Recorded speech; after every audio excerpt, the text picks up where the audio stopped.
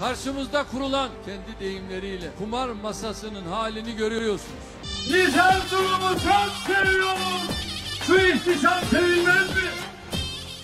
2 দশকের বেশি সময় ধরে ক্ষমতায় রয়েছেন তুরস্কের প্রেসিডেন্ট রিসেপ তাইয়েপ এরদোয়ান।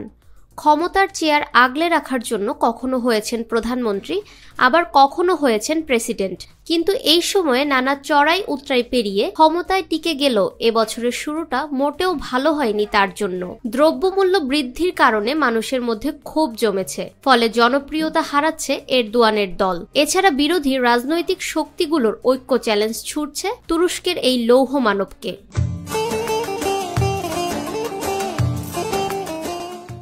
সর্বশেষ 2023 সালের তুরস্কের প্রেসিডেন্ট নির্বাচনে খুব সামান্য ব্যবধানে জয়ী হন এরদোয়ান। তবে এই নির্বাচনে তিনি 50% এর বেশি ভোট বা পরম সংখ্যাগরিষ্ঠতা অর্জনে ব্যর্থ হন।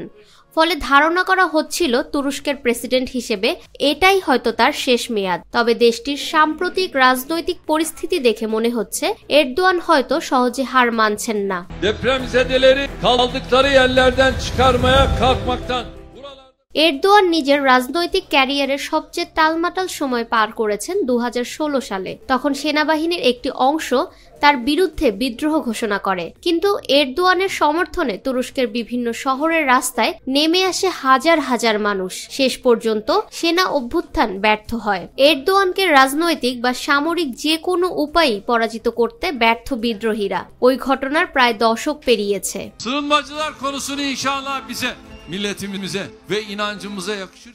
2003 সাল থেকে নিজেকে তুরস্কের রাজনীতিতে অনেকটা অপ্রতিরোধ্য করে রেখেছিলেন এরদোয়ান। প্রথমে প্রধানমন্ত্রী, পরে 2014 সাল থেকে প্রেসিডেন্ট হিসেবে। এ সময় তুরস্কের অর্থনীতি রাতারাতি বদলে দেন এরদোয়ান। তার দল জাস্টিস অ্যান্ড ডেভেলপমেন্ট পার্টিও নির্বাচনে বারবার জয়ী হয়েছে। কিন্তু গেল 1 দশকে নিজের ক্ষমতা আঁকড়ে রাখতে গিয়ে গণতন্ত্রকে দুর্বল করেছেন এরদোয়ান। বিভিন্ন পদে বসিয়েছেন অনুগতদের।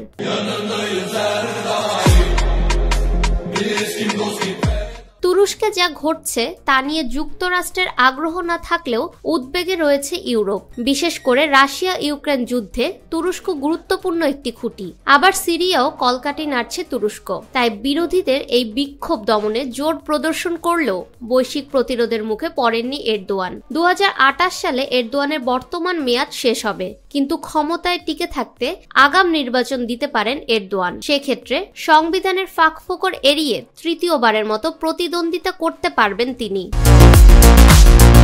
ফাহমিদা বিনতে আনোয়ার, নিরপেক্ষ নিউজ ডেস্ক, ঢাকা।